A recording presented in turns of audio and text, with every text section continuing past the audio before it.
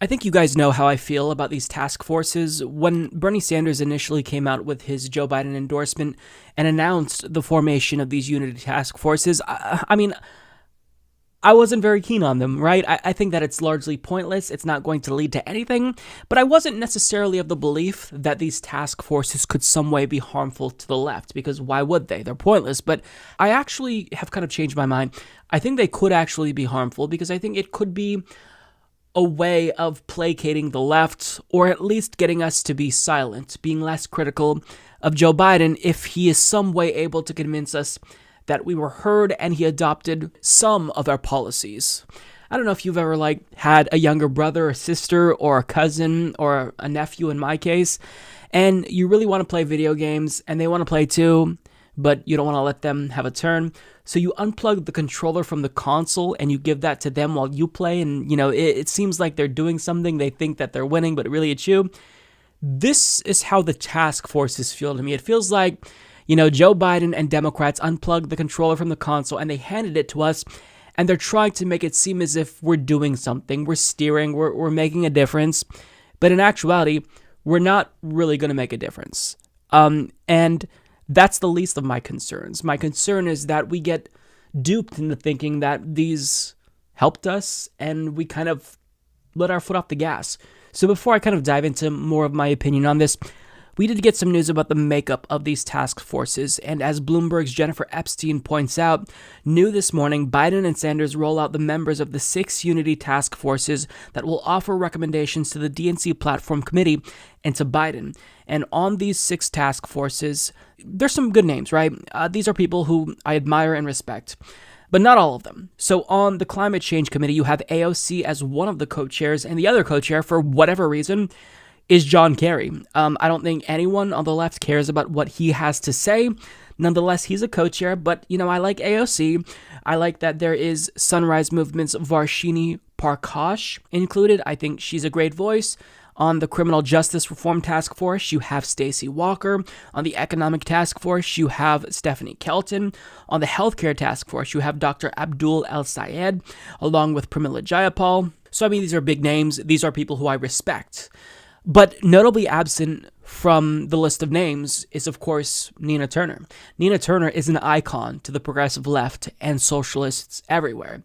We respect her. We trust her. The fact that she was excluded, that really says something. And I can't play the clip, but in an interview with the Breakfast Club recently, she said she wasn't wanted. It was clear to her that she wasn't wanted. So these task forces, in and of themselves, I don't think that they're going to amount to anything.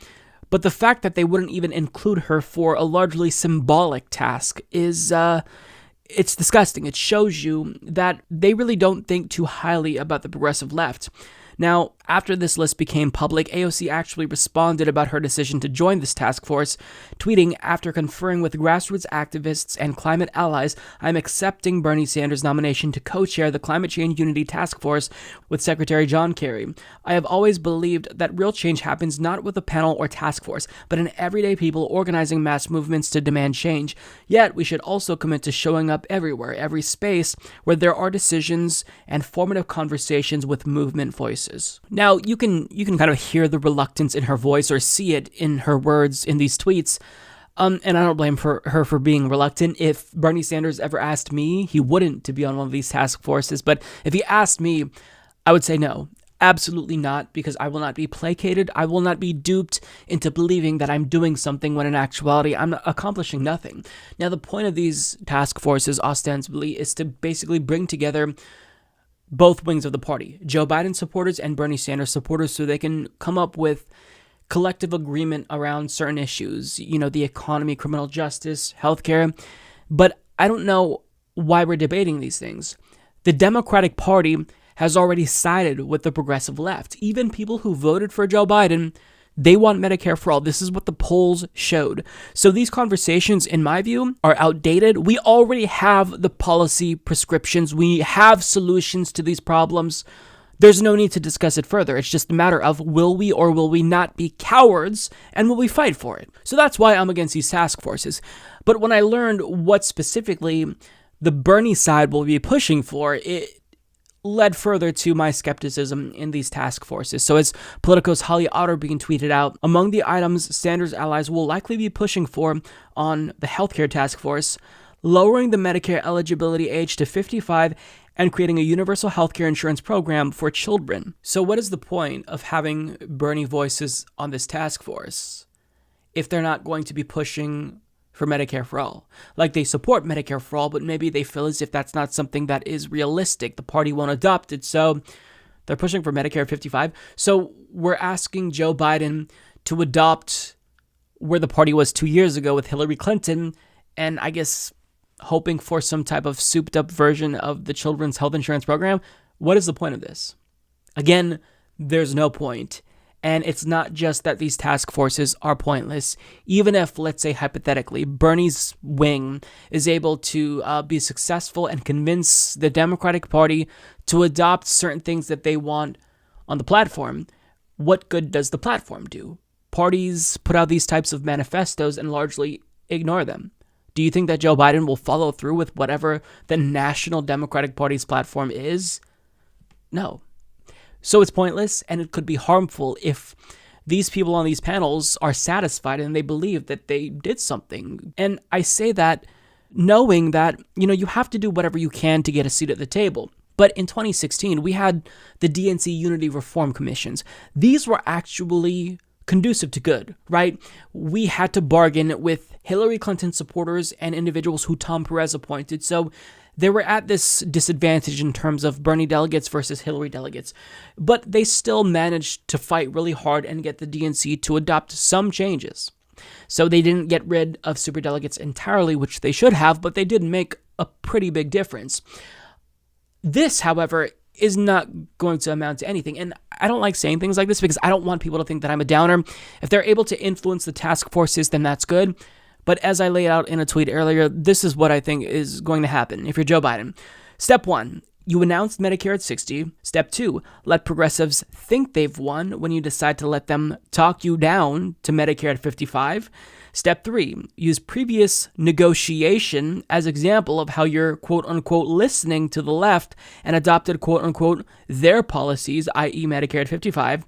Step 4, be as shitty as you've always been, but be criticized less for it by these progressives because they don't want to quote-unquote lose the quote-unquote concession that you gave to them. And finally, step 5, don't actually lower the Medicare age at all if you're elected. So it's a way to placate progressives. It's a way to silence some of his biggest critics, like AOC. And that worries me. You should never, ever be silent when it comes to what you believe is right and what you believe is wrong. However, I don't necessarily feel confident that progressives, congressional progressives specifically, are, saying everything that they feel about Joe Biden. How many of them have spoken out about Tara Reade? Bernie hasn't said much, and that's really disappointing because these are leaders who I look to for guidance. These are people who I thought, believed in these things, and I genuinely do believe that Bernie believes Tara Reade and AOC believes Tara Reade, but they don't necessarily want to say anything because they know that they would rock the boat, and they don't want to be blamed for Donald Trump getting reelected, right? So I understand the position that they're in. It's a lot of pressure, and I don't want to be too down, but at the end of the day, I want progressives and the left, generally speaking, to get a lot more savvy, be a lot more ruthless, and even be a little bit of, Machiavellian politicians if they have to be, because at the end of the day, we're fighting for what's good. We're on the right side of history, and they're on the wrong side of history. Like it or not, there's going to be a time where the current Democratic Party establishment will be a relic of the past, because future generations, younger people, they side with Bernie Sanders and his progressive policy proposals. So it's just a matter of time at this point. I feel like we're delaying the inevitable. Hopefully it's not too late when it comes to issues like climate change, but nonetheless, who's in power right now? They're not going to be there forever. The current power apparatus will at some point go the way of the dodo, and a new generation will come and usher in, I think, hopefully, a new era of progressive politics. I'm trying to be optimistic. But things like this, I don't think it's helpful to that long-term goal. I don't, because it's trying to get you to think that we have a say, we have power, we have a seat at the table, we have influence when we don't. And I think that we have to be realistic about our standing. The left lost. The people who we have in Congress are marginalized. They're getting steamrolled by Nancy Pelosi and leadership. And we can't delude ourselves into thinking they're giving us a seat at the table when this is nothing more than window dressing. It's not going to amount to anything. So, I don't necessarily, I don't want to be down on AOC for taking this position. I think that people would have been angry if she didn't take this position. But for me, I want the left to really, really be strategic. And I think that that's one thing that we've lacked. We have kind of just rode on our principles, right? We talk about Medicare for all. We're policy focused and that's all we need. But we've got to learn how to play politics. We've got to learn how to market ourselves and how to create a narrative, not a false narrative, but we've got to tell people what's going on. And that means we have to be a little bit brave. People in Congress who are progressive have to call out leadership, because if you don't, you're going to get placated, you're going to get steamrolled, and nothing will get accomplished. So I'm sorry, I'm down on these task forces, but I genuinely find it insulting, because it's like, don't piss on my leg and tell me it's raining. Don't, give me a turd and tell me it's chocolate. I know what this is. I know when I'm being deceived. This is deception. And even though these names on, these task forces are good people, I don't want them to be, used for Joe Biden's disgusting pro-corporate neoliberal agenda. And the fact that they wouldn't even include Nina Turner on these symbolic task forces, it tells you how little, they care about the progressive agenda. So, I'm not too keen on these task forces, but if Bernie genuinely believes that they're going to make a difference, I'll trust him to an extent, but I think there's better things he can do to influence Joe Biden if he does believe that Joe Biden is influenceable, if that's a word at all. And I don't know. I don't think that he is. I think the best you'd get out of a Joe Biden administration is him replacing Ruth Bader Ginsburg. But any policies he, implements, they're most likely going to be via executive order, which will just be undone by the next Republican president. And, we're going to be back to square one. So long term, we've got to really think through what we do as lefties to increase our bargaining power, to make better use of the leverage that we have. And we did have leverage. And things like this, these types of task forces, it's not a good use of our time. And, if it were me, if I had to say, I would encourage all of these well-intentioned, good people to boycott these task forces. Because at the end of the day, they're not going to lead to us getting the policies that you want. They're just an attempt, a pretty obvious attempt, I think, to satisfy us without doing anything.